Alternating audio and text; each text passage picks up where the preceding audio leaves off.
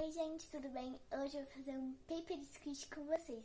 Então, eu tô de pijama aqui, né? Porque já é de noite, mas ignora.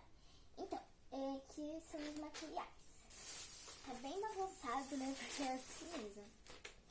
Eu vou usar essas canetinhas aqui. Tem que usar fita, crepe. Vou usar uma folha de caderno, né? Outras canetinhas.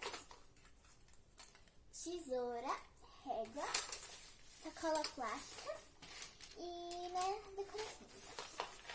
Então, primeiro eu vou aqui cortar uma folha do papel.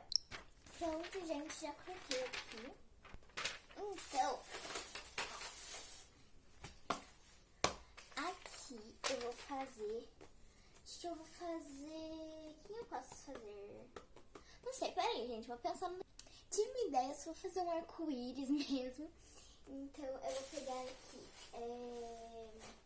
essas canetinhas aqui. E daí você vai fazer assim. Peraí, gente. Você vai pegar a folha e vai dobrar no meio. Porque quando você for fazer o desenho, você vai recortar. E precisa ter duas forminhas do seu desenho. Então eu vou fazer... Bom, gente, então eu fiz aqui o desenho, ó. Tá escrito assim, seja feliz.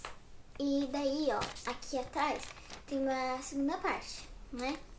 Então, agora eu vou... a bagunça, né? Vou pegar aqui a tesoura e vou cortar e vai ficar duas partes. Bom, eu já cortei aqui, ó.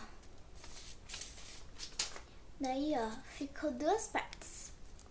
E pode fazer pequeno, grande, assim, não sei falar. Então a gente vai passar aqui as fitas, e daí deixa um buraquinho assim pra você ir colocando o enchimento e quando você achar que tá bom, você para e você fecha. Já passei aqui um pouco de fita assim nas bordas e daí eu deixei um buraquinho, ó.